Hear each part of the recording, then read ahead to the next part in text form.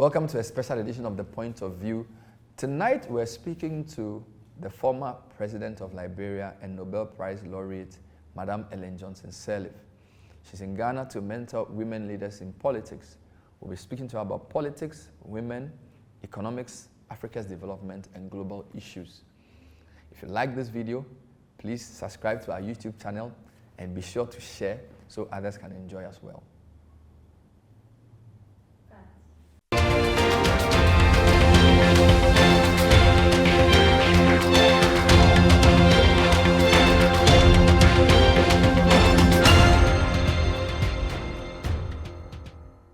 Welcome to a very special edition of The Point of View.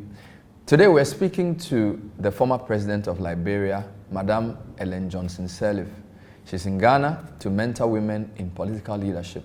We'll be talking to her about women in leadership, Africa, and world issues. When we come back, we'll bring you an introduction of our guest.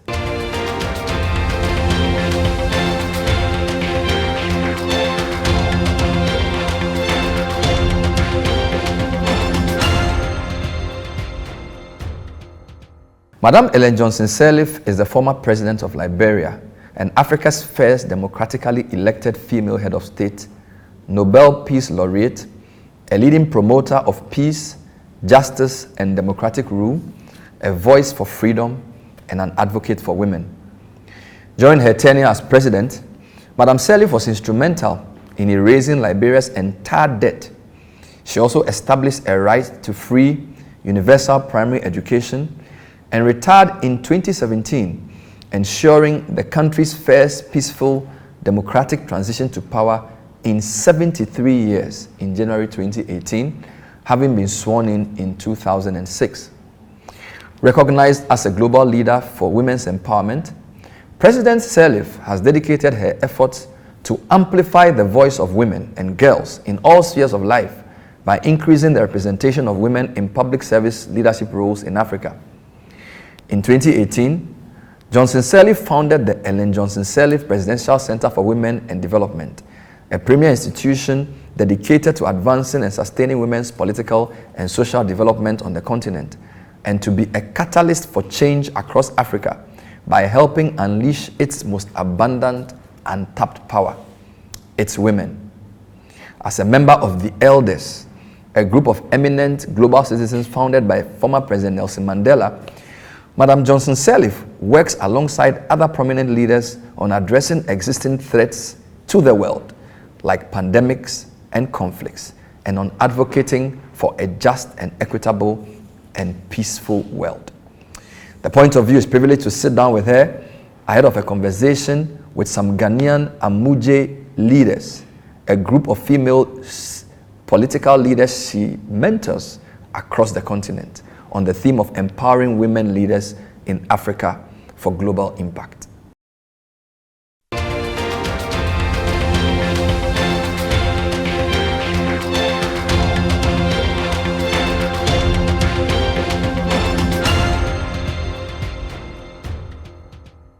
We're very privileged to be talking to a stateswoman who's known globally for her work in leadership, gender advocacy, helping to make the world a better place. She's come to Ghana to support some of the fellows for the Amuje group. Amuje is something she founded as part of the Ellen Johnson Sirleaf Foundation, where she mentors women in leadership. She's in Ghana to help them understand some dimensions of leadership and also support them in their career. Madam President, it's good to have you. Welcome to City. Thank you. It's good to be back here. Ghana seems one of your favorite places in Africa. It has to be. Ghana and Liberia has a very long historical relationship. Ghana has supported us in our peacekeeping operations, has provided refugees to thousands and thousands of our people who had to leave because of the war. And I too, on a personal basis, all the leaders of Ghana, past and current presidents of Ghana, I've had the opportunity to interact with them and to work with them on West Africa and continental African issues. So it's always a pleasure to be here. So the last time you were here, it was for the Afrobarometer planning in May. What brings you back to Ghana this time? This time I'm on a little bit of a mission, an assignment on the part of Global Women that had a program in Kigali, Women Deliver. And we all agreed that we committed to making sure that we would work with all of the young, older women that work with us for the promotion of women leadership, for women's participation in all spheres. And because I have some of my Amuje leaders, as we call them, here in Accra, it just made good sense to say, well, just come here, sit with them. And the good part is we come to the university. That gives us an opportunity to just promote women in all leadership positions, not only in Africa, but also in the world. So since presidency in 2018, would this be your main preoccupation? Yes, definitely. I'm just committed, knowing the long journey I had to top leadership just drives me to make sure that I can do for every woman with whom I can work to help them along their journey to top level leadership, because we think if we get more women in top leadership position, we'll see laws and policies that are going to ensure that there's full equity and equal opportunity for women. When I look at your leadership journey from technocrat to politician to president to stateswoman, it's remarkable. Did you get any mentorship by somebody like you when you were growing up to do the kind of thing you're doing now? Were there any models for you which guided you in those 40-something years? My mother, first and foremost, and many older women who were friends of my mother's, if they taught you anything, they taught you to be honest, to have humility, to make sure that you get the best of education. So yes, and then if you look beyond, my own environment or my own family setting, then I look at women throughout Africa, strong women that have taken positions in their societies. They may not have mentored me directly, but by reading about them, learning of their journeys, I also can use that and have that amplified in the work that I do. It didn't seem as if you had affirmative action supporting you. You sort of grabbed the opportunity yourself. But when we look at the underrepresentation of women in leadership, what kinds of support do we need to give institutionally to give them that extra boost in leadership? Well, I want to come back to say I did get some mentorship through examples in my own country. Okay. We had a Chief Swakoko who was the first to open up the country for foreign investment. We had the head of our University of Liberia, who was a great example in educational work in West Africa. We had a judge who took positions promoting the progressives, marching with them on the street, calling for democracy. So, yeah, and some of them I did have an opportunity for interaction, for physical work together. So, yeah. So mentorship is as critical as institutional support. Very much so. And that mentorship may come from within your own internal environment. That mentorship may come from a wider sphere of influence. That widership may come from those who are far away from you, whose example you use. And so that is very critical to supporting one who's on a leadership journey. A lot of times when leadership is discussed in this country, we talk about influence and we don't emphasize power, particularly when it comes to women. They say, well, you are influential, that's enough. But you occupied powerful positions and you excelled at it. Can you talk to us about the between being influential but also being powerful? You know, I faced this issue so many times in discussions. But let's be clear, I think because women bring a different dimension to leadership, concern for human life, concern for equality. Women can use how they shape their own work, how they shape their leadership in such a way that they can get following. That's the influence part of it. And that's very essential for women. And that's just why women leaders, if you look at the record, women with, whether it's COVID-19, whether it's other matters, you see how women leaders excel when it comes to managing issues, particularly in crisis. Now, having said that, let me say that when women reach a level of authority and it's time to make hard decisions, if power is required, power has to be used. So for our young women leaders, they must understand how power works. Absolutely. How you balance the two. There are times in my situation post-conflict when I could have used the authority and power that I had to make certain hard decisions. Had I done that, I would have found that I would have faced difficulties. So there are times when influence enable you to do certain compromises, because compromises bring you the real result that you want, and that is to achieve the objective. In our case, it was an objective for peace. And so there are times when you can set the power aside, you can manage it like you rightly said. It's how you find that correct balance between the use of power and influence, which very naturally come to women. What you said about leadership reflects something Agri said about education when he said, if you educate a man, you educate an individual, you educate a woman, you educate a community. I sense this is something you've lived by, because one of your achievements when you became president was expanding the frontiers of education. How important is it to educate women in Africa, particularly at this time? Very important that all women and men, boys and girls, have the opportunity for education. That is the basis for thought. That is the basis for understanding. That is the basis for knowledge. And you need that to be able to path your own way to your goals, whatever those goals may be.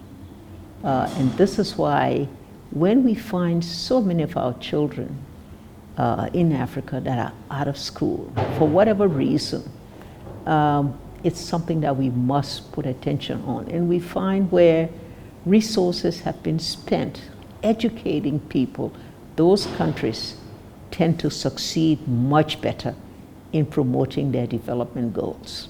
So the free education path is the way to go? Yes, but as a finance minister, I have to say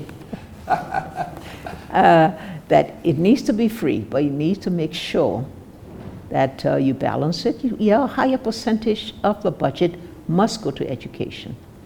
In making it free, one must ensure too that you bring the quality to it, that those who are going to have the benefit of free education use it properly, use it not only to expand, increase their knowledge, but use it for the good of society in their own interaction and their own relationships with others. But there obviously must be means testing as well as we go higher, so that those who can afford can pay and those who can't afford get it free. Absolutely. And sometimes that's difficult when you make a policy that's all-encompassing and you say free education. Sometimes it's hard to say who's the one that's qualified to be able to enjoy this free education. That means that one must understand the household derivatives, one must understand how you draw the line, one must tie it into academic excellence to make sure that those who benefit qualify in terms of their own performance in school and all of that. So it's difficult, but I do believe that every country has to have a level of free education for the many who do not have families that are able to support them. Education is a fundamental right for all individuals. You are a media favorite because you are the first West African president to allow freedom of information for which you were given a medal by the African Media Editors. How important is it to have a free, open society in a democracy, particularly within the West African sub-region? That's how you are equipped to be able to manage. Whether you're trying to manage a business, whether you're trying to manage an institution, or whether you're a leader that has responsibility to mention. If you do not know the lay of the land, you cannot make the right decisions. You cannot formulate the right policies. You cannot benefit from other ideas. Monopoly is not one has no monopoly on knowledge, monopoly on the ability to make the right decisions.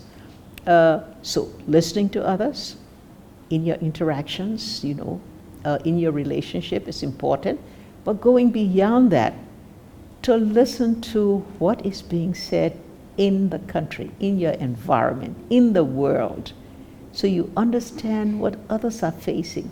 You understand the issues that have to be addressed because they have implications for your own country or for your own situation. That is so important. I'm glad that in Liberia, because we're able to do that, it still holds today. It's difficult now for them to try to restrict that. I mean, there may be, those that will provide inhibitions to those that want to talk, but by and large, when you institutionalize it by giving freedom to people, and people do seize it, particularly in our nations that are very young, you find that it's very difficult for someone to really uproot it completely. It stays. As a former finance minister, I need to ask you this. Ghanaians will forgive me if I don't. We're in the middle of an IMF program. We just began one, and we have a lot of debt. When you were president of Liberia, you managed to get Liberia debt-free. There are people who feel that these Bretton Woods institutions really don't inure to our long-term benefit. What must be our approach to managing economic crisis with IMF, World Bank kind of partners? Well, every country has to, of course, situationalize your country based on your internal conditions. But let's say that the global financial structure does not favor African countries or countries that are poor. So whether you're dealing with bilateral support through the partnerships you have with other countries, through diplomatic relationship, or whether you're dealing with multilateral support, like through the Bretton Woods institutions, they are still so organized, so shaped in their decision making that you do not get the scale that's required for transformation in our economies. So then anytime there's a major crisis, you find yourself unable, and then you slip into debt. Then you have to start debt relief all over again. In Liberia's case, it was even a worse situation, because we had 2 decades of war where debt credit had not been serviced. I needed the fiscal space to be able to start the process of reconstruction. So I had no choice but to go for debt relief. And I was so glad that I was able to persuade all of the creditors, including the private sector creditors, to provide the relief that we needed to get the fiscal space to increase the level of our domestic revenue and to take on that process. I think we were close to, I think it was a 4.9 billion debt for a country at that time when I took over, whose budget was only 800 million. Wow. So your debt was multiples of your... Yeah, multiples of what we had. Nothing we could do then. Wow. Incredible. But I sense IMF is necessary but insufficient for transformation. No, I beg you to pardon. It wasn't 800, it was 80 million. Oh, really? 80 million. And the debt was 4.6 billion. We were destitute, that's right. Wow. So you can see why 800 million is where it is today, I think. Wow. No, I think we took it to 600 million. Let me correct that before. Yeah. I would have given much credit to to the warmongers. Yeah. Very, very interesting. So, but what is beyond the stability and the fiscal space you get, what do you think is the most important thing for transformation? The ability to use the nation's own natural resources in a very transparent and proper manner, and to put it to the use of the country. There's too much diversion of national resources, either because of bad concessional and contractual arrangements in which the sharing of benefits between country and investor is unequal, or because of the leakage, through dishonesty and whatnot, corruption, as we know.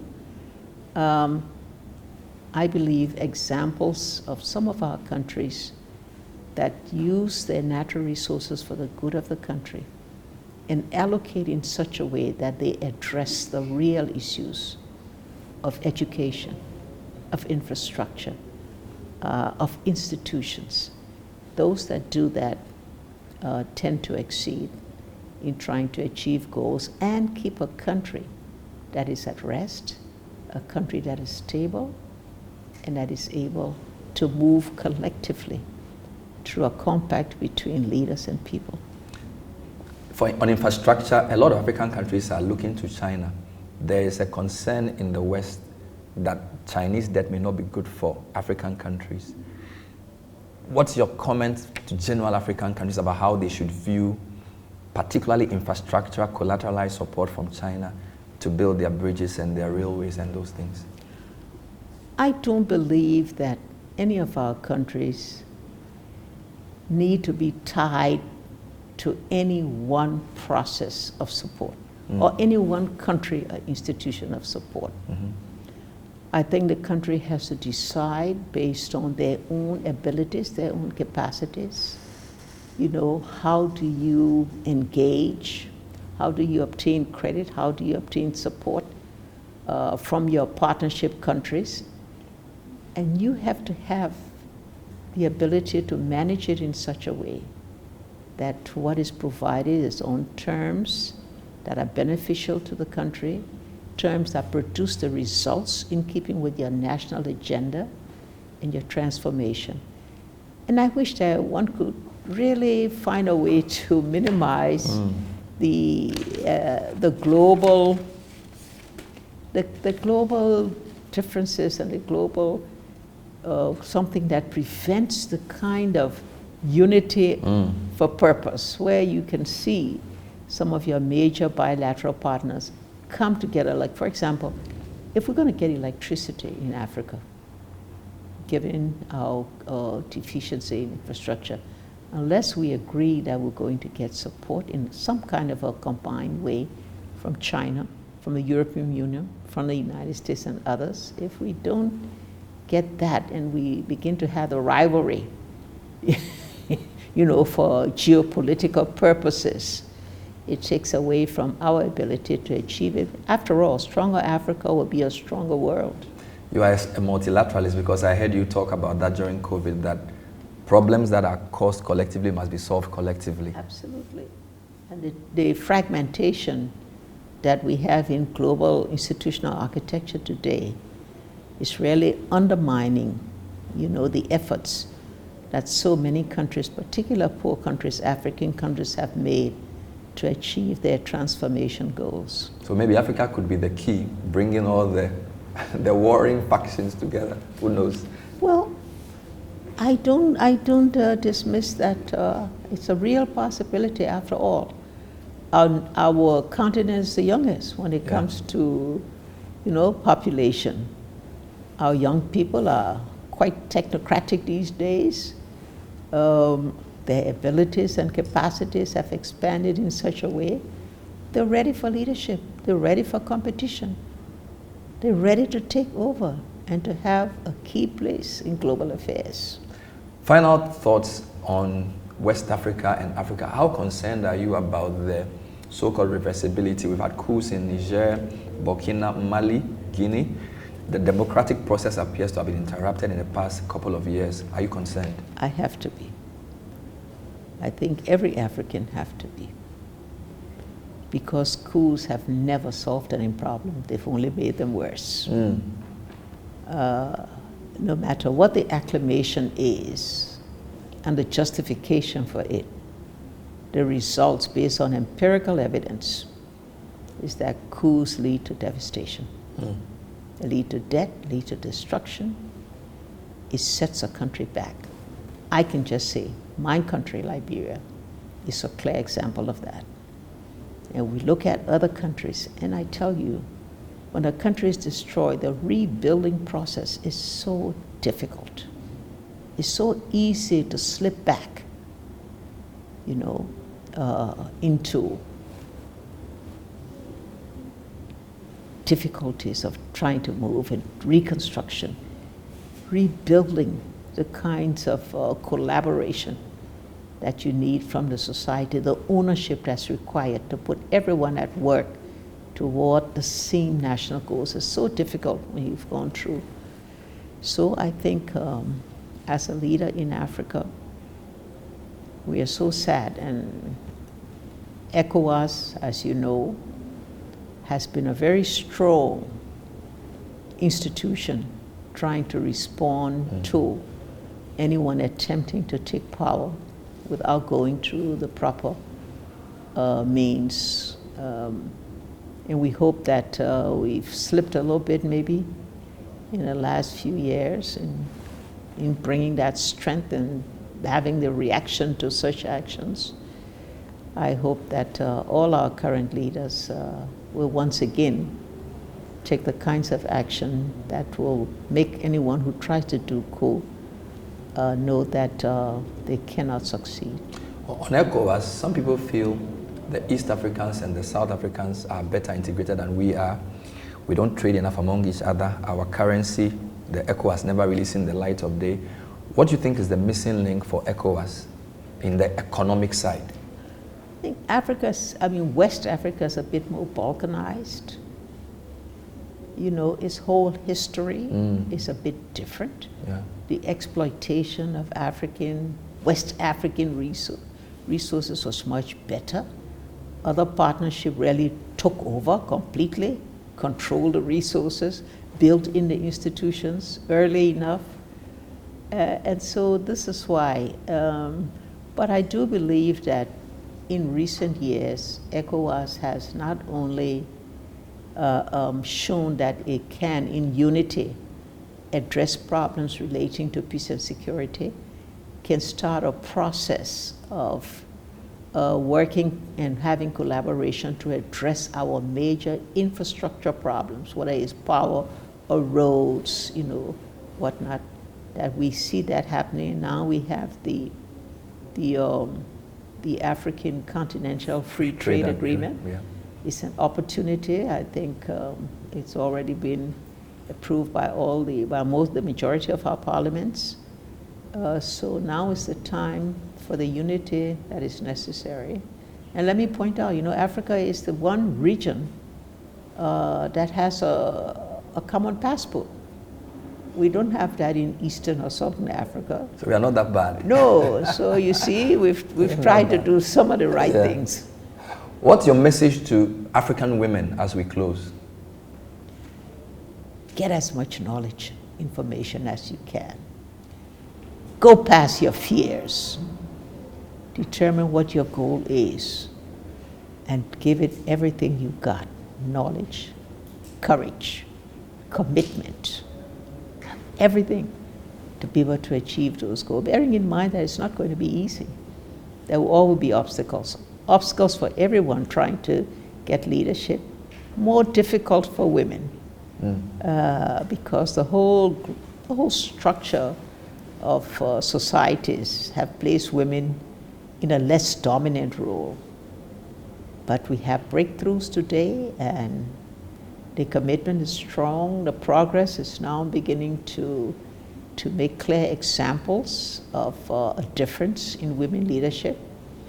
And I think it's going to be irreversible, the road we're traveling on to get the gender equity that we want to see. By the way, I need to tell you that this university that you are at, for the first time, almost all the principal officers are women. So the chancellor is a woman, the vice chancellor is a woman, the registrar is a woman, and the council chair is a woman. So of the 6 principal officers, only the pro VCs are men. So for the 6 of them, 4 are women. I'm sure that's part of the reason why you agreed to come. Oh yeah, I'm waiting to meet Vice Chancellor. to meet the vice chancellor. I'm waiting to applaud them for this because it's the right thing to do. It's not an overkill though. Yeah. Like everybody's a woman now. No, that's not an overkill. I mean, you know how long they've waited.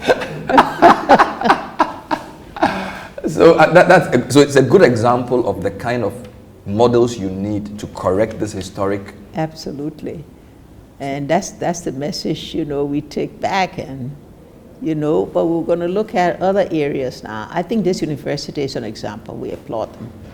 So I try to look at the nation too. West Africa has not done very well in women leadership in public service. In parliaments, we're still behind. I know Ghana, if I looked at the records correctly, Ghana is still at 13%. 13%. Yes. Even in the executive, where appointed positions, I think Ghana is still less than 15%. Yes. And that's a general trend in West Africa. In that respect, Eastern, Southern Africa have exceeded. They've done better than we have. So you see, we have a long way to go, even though West Africa produced the first democratically elected woman president. That gap is still there today. And we have to make sure that gap doesn't last too long. And she's talking to us. She's also the first person in 73 years to hand over power democratically in the country that she's from, which, by the way, this week is celebrating their independence. Congratulations on Liberia's independence. Thank you. Our president is currently in Liberia commemorating that. There are people who think independence is not just political, that our independence has to be more economic and mindsets as well. Kwame Nkrumah and co. Are you of that school of thought? Yes, I am, and Kwame Nkrumah remains for all of us an icon, the one who has promoted African unity, African independence, African solidarity. So we have to, and I'm glad that President Nana is now in Liberia. He's spoken. Yes. He made on our Independence Day, and his message resonates with all of us. It was a message of unity, a message of independence, message of self-sustainability, self-sufficiency, and the continuation of peace. When is your next book coming out? People are still interested. Well, I have to find some time now to go and sit down, and every time I'm looking, I say, I've got to take 2 weeks and go into a tunnel, Don't take any more messages, don't read any more papers, don't do anything. Don't come to Ghana to speak to people. Yeah, exactly. Just go sit down and write the experience. Anyway, it's underway. Wonderful. We've started to put some drafts together, so I just need to now discipline myself to go sit down and put it all together. But where do you find the energy? I mean, you've done everything in the world. You're a Nobel Laureate. You don't really need to be doing this. Why do you... Look, there are people your age who are just relaxed with their grandkids. Here you are in Ghana, coming to mentor women, traveling at wrong odd hours. Is there an unfinished business with you? Where do you get the drive from? If you had the opportunity to read my first book, and you see the journey I took, what I went through to become the leader of our country and to be the leader today that's recognized in the world, that's my motivation.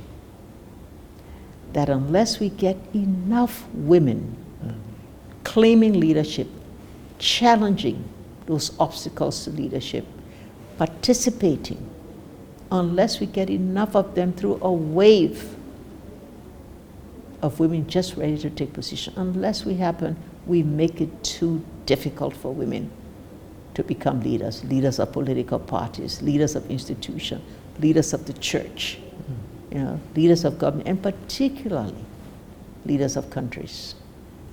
And so for me and a few others, I'm not the only one. We have many other strong women with the same intent and the same effort. Combined, I think we are dedicated to making sure that in our lives, we will make it better to bring a lot of women up.